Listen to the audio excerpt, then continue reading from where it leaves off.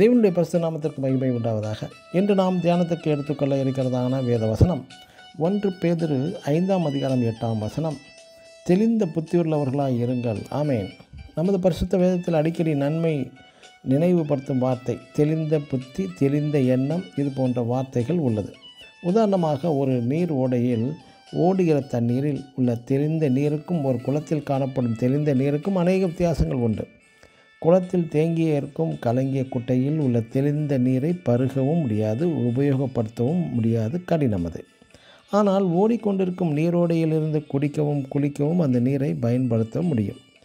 ஒருவரது மனநிலை கலங்கிய டிஸ்டர்ப் ஆன நேரத்தில் எந்த ஒரு நல்ல முடிவுமே எடுக்க முடியாது.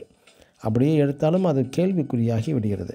இன்று அநேக வளர்ந்த நாடுகளில் கேளிக்கை பூங்காக்கள் உள்ளது. எதற்காக என்றால் சற்று இளைப்பாறவும் ஓய்வெடுக்கவும். அந்த கேளிக்கை என்பதன் ஆங்கில சொல் அம்யூஸ் என்று உள்ளது. இதன் பொதுவான அர்த்தம் ஒரு நபரை சந்தோஷமாக வைப்பது. இந்த வார்த்தையின் மறைபொருள் மியூஸ் என்றால் ஆழமாக சிந்தித்தல் ஆகும்.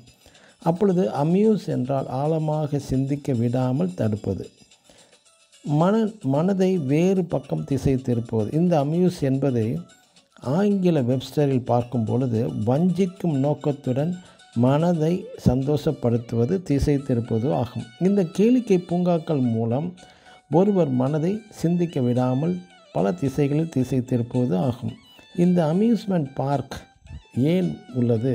ஒருவன் மனதை தன்னை பற்றி சிந்திப்பது இல்லை. அங்கு சென்றார், நான் ஏன் பிறந்தேன், ஏன் என்னை படைத்தவர் யார், நான் வாழும் வாழ்க்கையின் முடிவு பற்றி இப்படி எதையுமே சிந்திக்க விடுவதில்லை.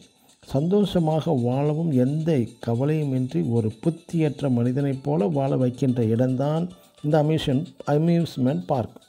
எனக்கு அன்பான தேவனுடைய பிள்ளைகள், இன்று அநேகர் இந்த கேளிக்கை அம்யூஸ்மெண்ட் மூலம் நம்மை படைத்ததான தேவாதி தேவனை விட்டும் கூட பிரித்து நமது மனதை, சிந்தனையை பல விதங்களில் சிதறடித்து சந்தோஷப்படுத்துகிறோம்.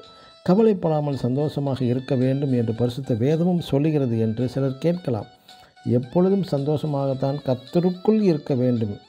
வாழ்க்கையின் முடிவு பற்றி சற்றும் சிந்தித்து செயல்பட வேண்டும். ஆகவே தான் பரிசுத்த பேதுரு நம்மை தெளிந்த புத்தி உள்ளவர்களாய் இருங்கள் என்று எச்சரிக்கிறார். ஆமேன். God bless you.